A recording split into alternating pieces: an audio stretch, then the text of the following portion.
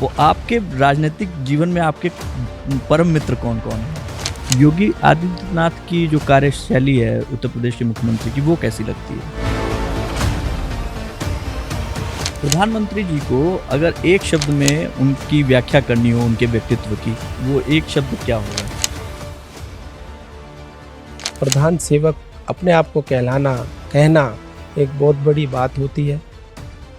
किसी समय भी कोई मुझे मिल सकता है, किसी दिन भी मुझे मिल सकता है। 24/7 मैं अवेलेबल हूँ। जो आज तक हमारे प्रधानमंत्री जी ने सोचा है वो करा भी है। नमस्ते, न्यूज़ पथ में आप सभी का एक बार फिर से बहुत बहुत स्वागत है। कई बार बातों का रस लेते लेते अगर कुछ ऐसी बातें निकल कर आ जाएं जो आपके ही द्वारा और आपके लिए जितनी महत्वपूर्ण है और उतनी ही आपके एरिया से भी जुड़ी हुई हो। आज एक ऐसी शख्सियत हमारे साथ हैं जो आप फरीदाबाद में एंटर करेंगे। फरीदाबाद में एक तिगांव एरिया आता है, वहाँ चले जाइए और वहाँ जाने के बाद किसी से पूछिए, सिर्फ हमको नागर जी के घर तक पहुँचना है। वो व्यक्ति आपको रास्ता नहीं बताएगा बल्कि आपको वहाँ तक लेकर जाएगा, और अगर नागर जी वहाँ पे हैं तो उनसे मुलाकात वो भी करेगा और आपकी भी कराएगा।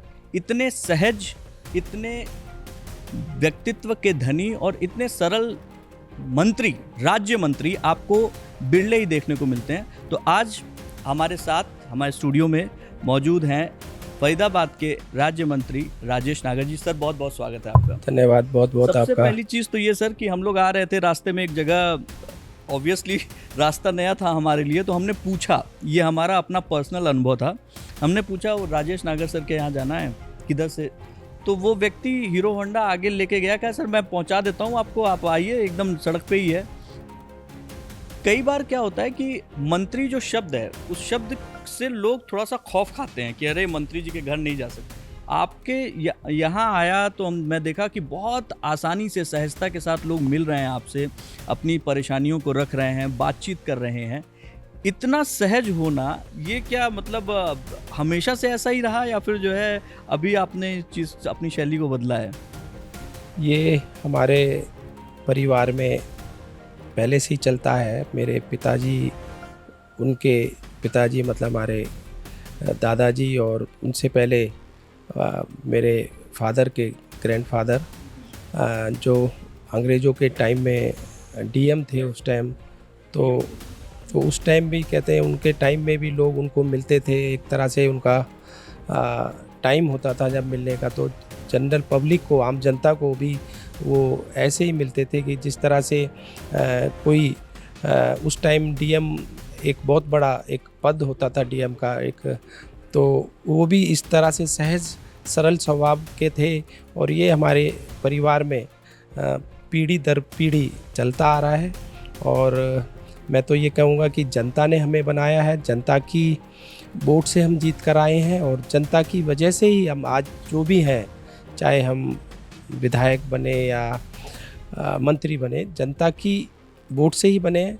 और अगर हम जनता की सेवा करने के लिए राजनीति में आए हैं तो जनता की सेवा करना ही हमारा पहला धर्म है कि हम पहले जनता के जो भी उनकी समस्याएं हैं, जो भी उनकी डिमांड है, जो भी उनके काम हैं, उनको मैं रोज़ एक, मेरे यहाँ कोई समय नहीं है या कोई दिन फिक्स नहीं है कि भाई इस समय से इस समय मैं अवेलेबल हूँ या इस दिन से इस दिन मैं अवेलेबल हूँ। मैं 24 घंटे अपने लोगों के लिए अवेलेबल हूँ। किसी समय भी कोई मुझे मिल सकता है, किसी दिन भी मुझे मिल सकता है। 24/7 मैं अवेलेबल हूँ।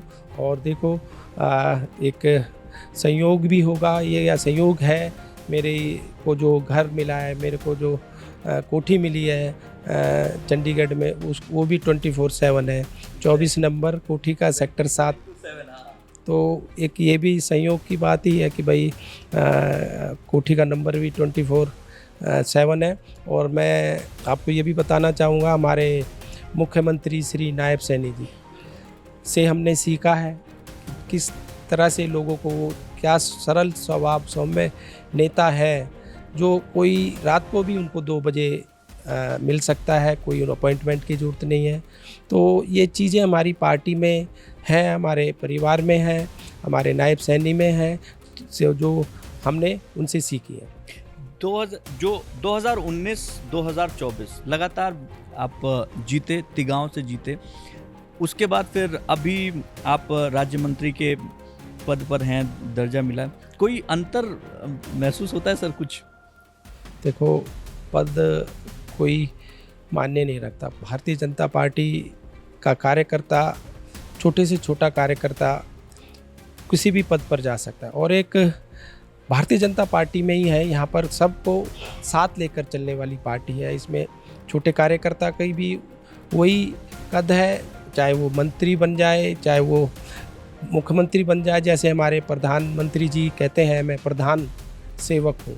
तो हमारी पार्टी में पद बड़ा नहीं है, और हम अपने देश को सबसे पहले ऊपर रखते हैं, फिर पार्टी को रखते हैं, फिर अपने आप को रखते हैं। आपका एरिया बढ़ गया सर, लेकिन पहले आप तिगांव एरिया को ही, विधानसभा को ही आप देख रहे थे, लेकिन अब चूंकि पद बढ़ गया तो आपका पूरा फरीदाबाद का एरिया, पूरा हरियाणा का एरिया बढ़ गया है। खाद्य और आपूर्ति विभाग आपके पास में है। कायदे से देखा जाए तो ये एक ऐसी चीज़, एक ऐसी वो है, ऐसा विभाग है जो कि जैसे कहते हैं आप माँ आदिशक्ति के पुजारी हैं, वो अन्नपूर्णा भी कहलाती हैं। शायद उन्हीं के आशीर्वाद से आपको ऐसा विभाग मिला जहाँ पे आप बिल्कुल एकदम अंतिम पड़ाव पे खड़े हुए व्यक्ति के पास तक जो है भोजन इत्यादि पहुँचा सकें।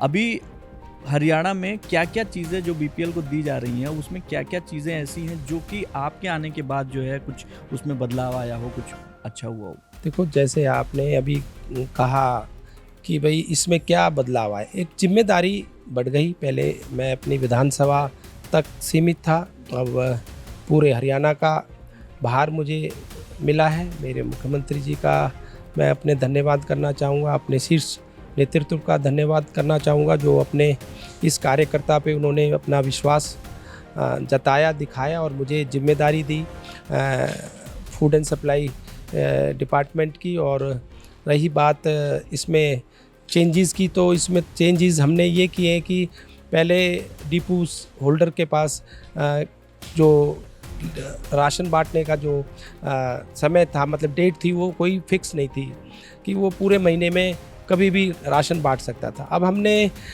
इसको फिक्स कर दिया, हर महीने की 10 तारीख से पहले सभी डिपो होल्डर्स, राशन डिपो धारक अपने उपभोक्ताओं को, कंज्यूमरों को 10 तारीख से पहले राशन बांटेंगे। एक डेडलाइन हमने उनको दे दिया कि भाई पहले तो ये था कि भी कोई भी 14 तारीख, 20 तारीख, 25, 28, 29, 30 तारीख तक भी उसको ले जाते थे। अब हमने डेडलाइन फिक्स कर दी है कि हर महीने की 10 तारीख से पहले अपना राशन बांटना है। और हमने अपने डिपार्टमेंट को भी ये निर्देश दे दिए, डायरेक्शन दिए हैं कि जैसे अक्टूबर महीने का जैसे अभी राशन आना है, तो बाय द एंड ऑफ सितंबर की 30 तारीख से तक वो राशन हर एक डिपो तक पहुंच जाए, जिससे वो 10 तारीख तक अपने सभी उपभोक्ताओं को डिपो राशन बांटते।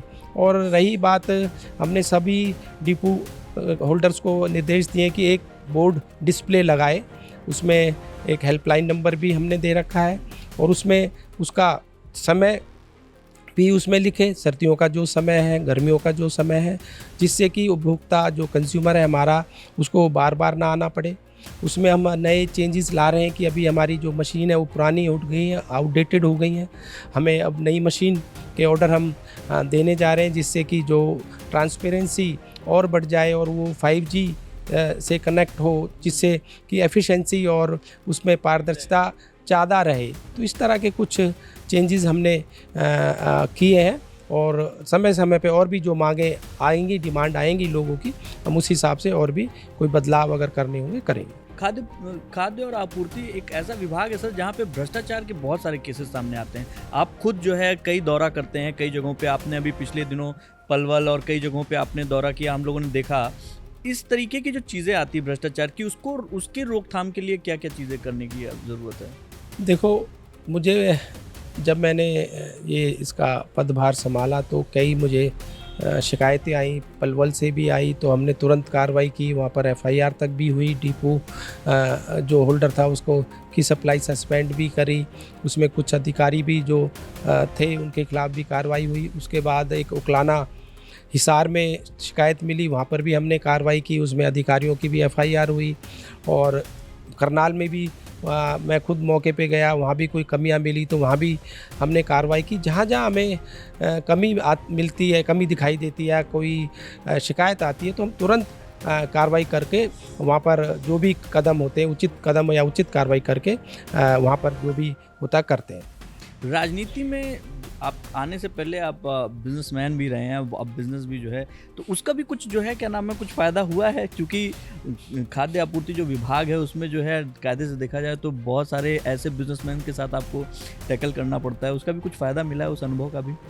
देखो, मैं जब छोटा था तो मेरे फादर की एक इंडस्ट्री थी सेक्टर 24 प्लॉट नंबर 208 फरीदाबाद में। ऑटो पार्ट्स बनाते थे हम, उसमें आयशर, एस्कॉर्ट, टाटा, लेलैंड और महिंद्रा कंपनियों को सप्लाई करते थे। क्लच प्लेट, प्रेशर प्लेट, कई आइटम वहाँ पर बनती थी। तो वो बचपन से एक हमने जो घर का माहौल था वो देखा है कि भाई पिताजी ने जो इंडस्ट्री लगाई चलाई, उसमें उनसे बहुत कुछ सीखने को मिला। एक सामाजिक कार्य बहुत वो करते थे, लोगों की शादियां, गरीब बच्चों की शादियों की बात करें, कोई समाज के लिए और कोई किसी तरह की कोई सहायता के लिए मंदिर के, कई मंदिरों के वो ट्रस्टी रहे, आजीवन सदस्य भी रहे। कई रामलीला कमेटीज़ जो वहाँ पर पुराने टाइम में हमारी चलती थी उनके भी ट्रस्टी भी रहे, उनके मेंबर भी रहे, उनके अध्यक्ष भी रहे। तो कई सुधार सभाएँ थी जो फरीदाबाद में, उनके भी अध्यक्ष के पद पर रहे। तो बहुत सारे सामाजिक कार्य वो करते थे, तो उनसे बहुत कुछ हमें मुझे सीखने को मिला। और वही मैं उनको देखते हुए, उनको सीखते हुए ही आज मैं भी वही दोहरा रहा हूँ। लोगों के बीच में रहकर लोगों की सेवा करना, लोगों से मिलना, उनकी समस्याओं को सुनना और समय समय पर लोगों के बीच में जाकर जो भी मुझे समय मिलता है, खुद जाकर उनके बीच में जाकर उनकी बातें सुनना, समस्याएं सुनना, उनको हल करना, उनको दूर करना। रोज़गार पे बड़ा जो है फोकस रहता है सर।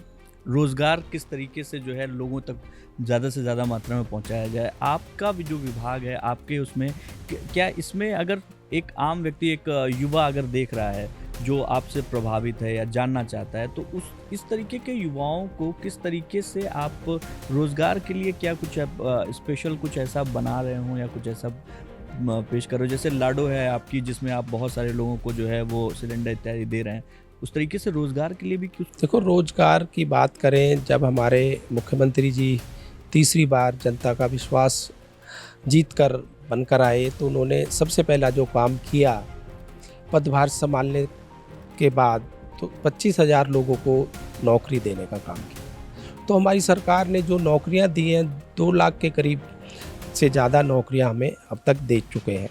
और समय समय पर हम जो भी किसी चीज़ की भी आती है, चाहे पटवारियों की बात हो, पुलिस की भर्तियों की बात हो, तो उसमें हम जो भी होता है वो करते हैं।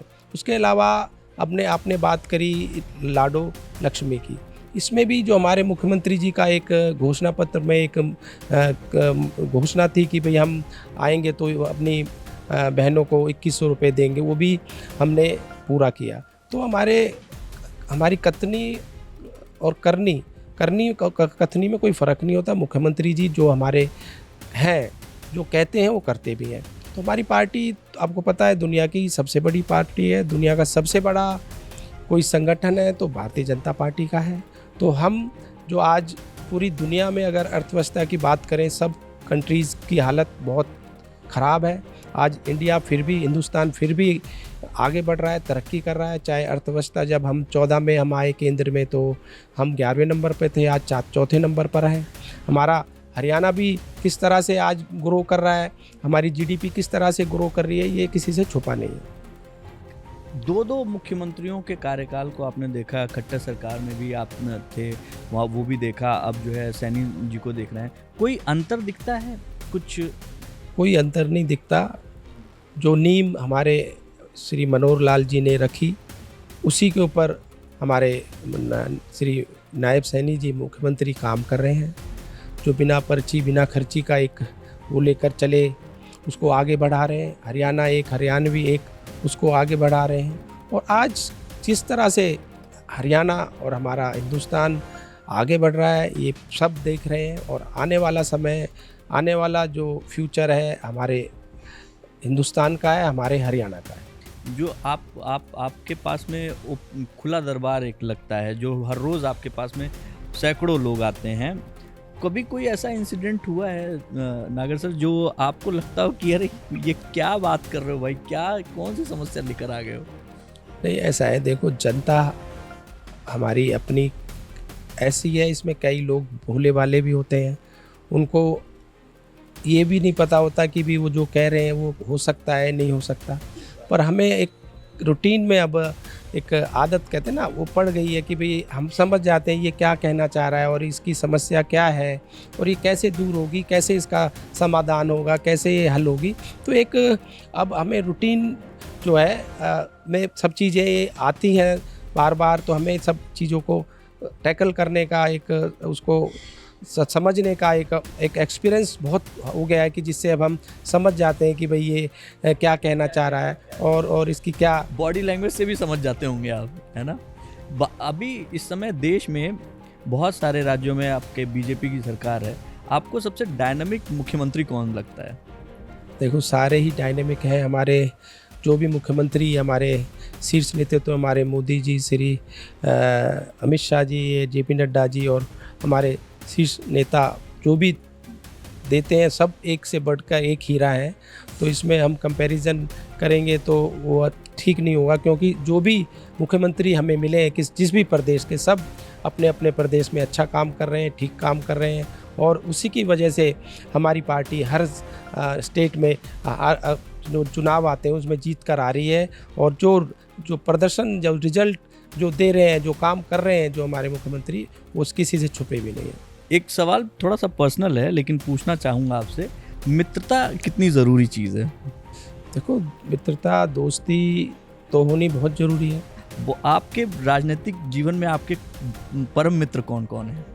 देखो, सारे ही मेरे मित्र हैं। अब मैं अगर बात करूं, विपुल गोयल जी मेरे सहपाठी रहे हैं, मेरे स्कूल में हम साथ पढ़े हैं, हम बाल सखा भी हैं। 45 साल से ज़्यादा का हमारा एसोसिएशन हो गया है।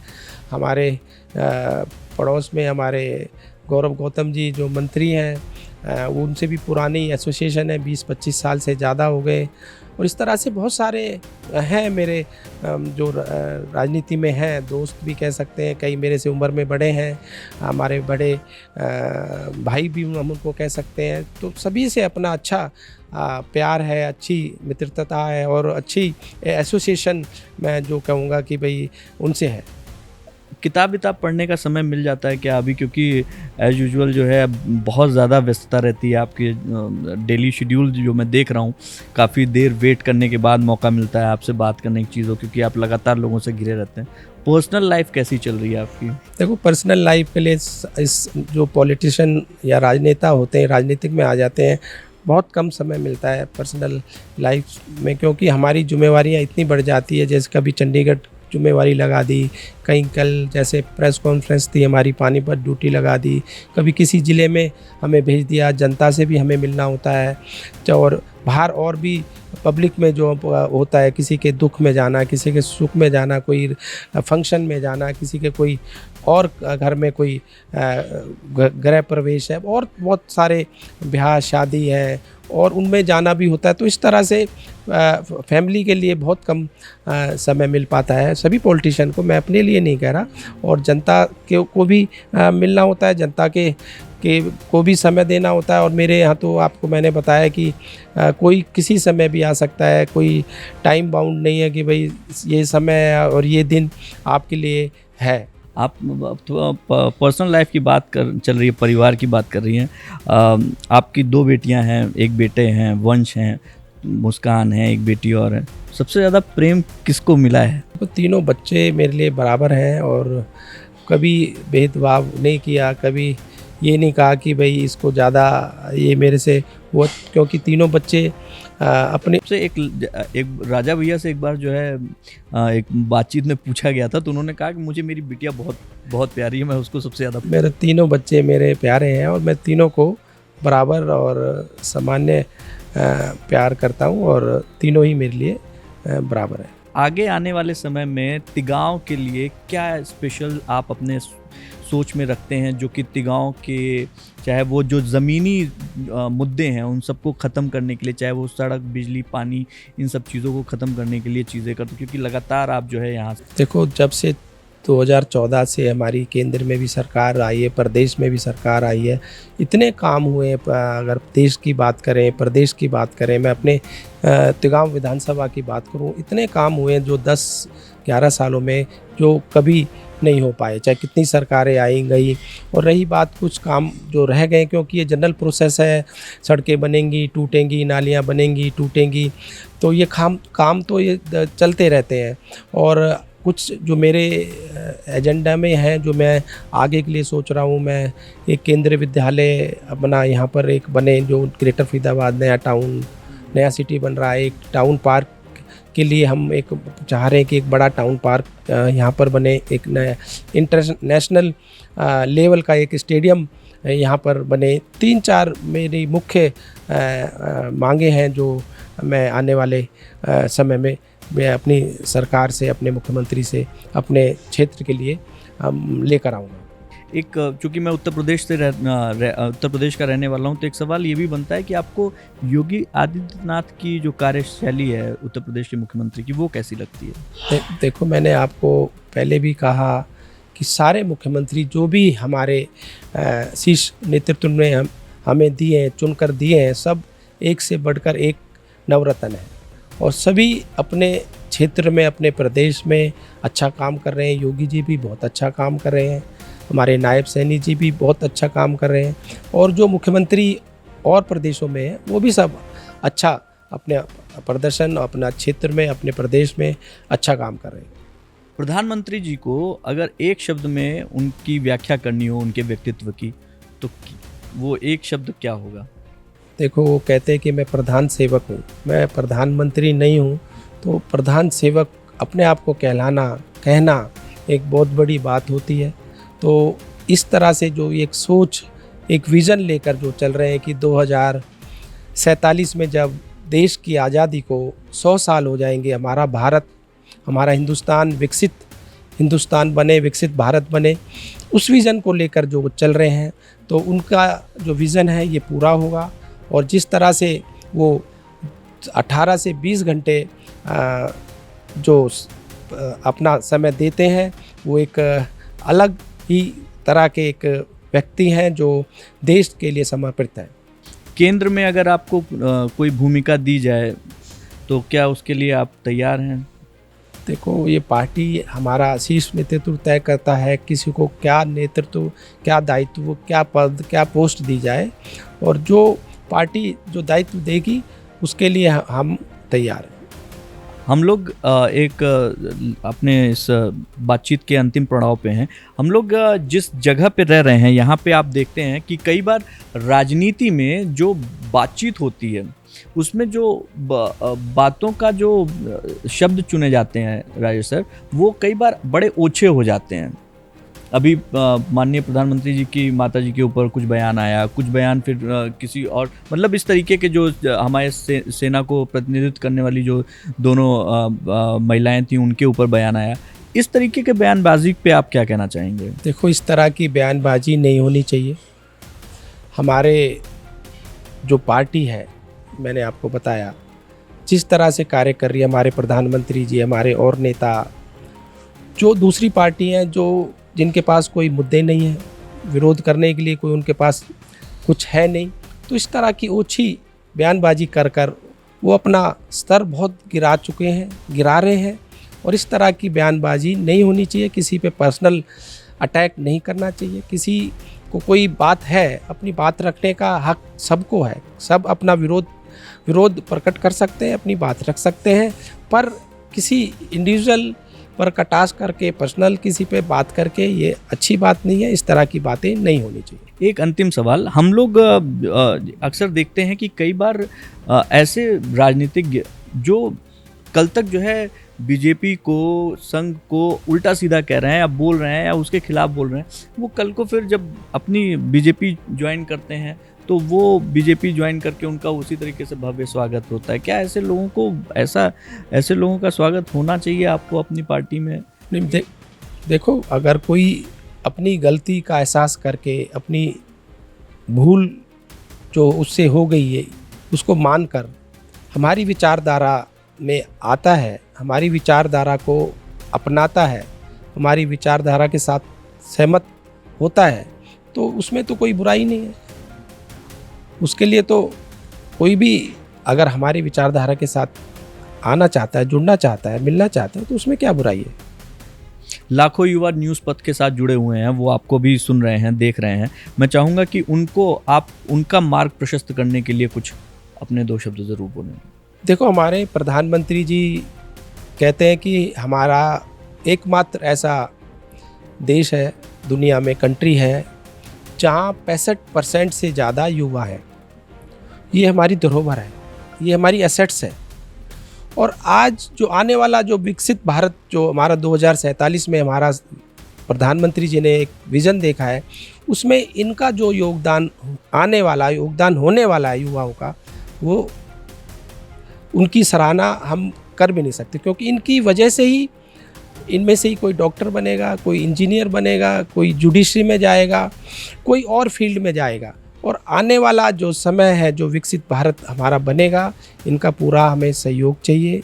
इनकी वजह से ही हम ये लक्ष्य जो हमारे टारगेट जो हमें हमारे प्रधानमंत्री जी ने दिया है कि 2047 तक हम भारत को विकसित भारत बनाएं। विश्वास है आपको? बिल्कुल बनेगा, क्योंकि जो आज तक हमारे प्रधानमंत्री जी ने सोचा है वो करा भी है, जो उन्होंने कहा है उसको करके भी दिखाया है। ये नहीं है कि घोषणाएं करते जा रहे हैं, उसके बाद उसकी जो रिजल्ट है वो नहीं आए, ऐसा कभी नहीं हुआ। हमारे चाहे ये मुख्यमंत्री रहे हमारे गुजरात के, उस समय को आप देख लें, हमारे तीसरी बार प्रधानमंत्री हम बने हमारे श्री नरेंद्र मोदी जी, जो आज तक कहा है उन्होंने करा है और करके दिखाया भी है। हम लोग आपसे बातचीत करने के बाद आपके पूरे तिगांव विधानसभा को घूमने जा रहे हैं, बहुत सारे लोगों से बातचीत करेंगे, बहुत सारी मुद्दों पे बातचीत करेंगे और उसके बाद फिर हम लोग एक कुछ समय के बाद दोबारा आपसे एक बार बैठेंगे, दोबारा चर्चा करेंगे और उम्मीद करते हैं कि वो चर्चा भी इतनी ही सार्थक रहेगी। बहुत बहुत शुक्रिया, बहुत इम्पोर्टेंट समय देने के लिए, क्योंकि मुझे पता है कि अब आपका समय बहुत ही कीमती है और जो बातें की आपने सर दिल से की, और दिल से निकली हुई बातें हमेशा दिल तक पहुंचती हैं, सिर्फ जुबान से निकली हुई बात तो कान तक ही पहुंचती है। तो इसके लिए बहुत बहुत शुक्रिया। धन्यवाद, बहुत थैंक यू सो मच। धन्यवाद।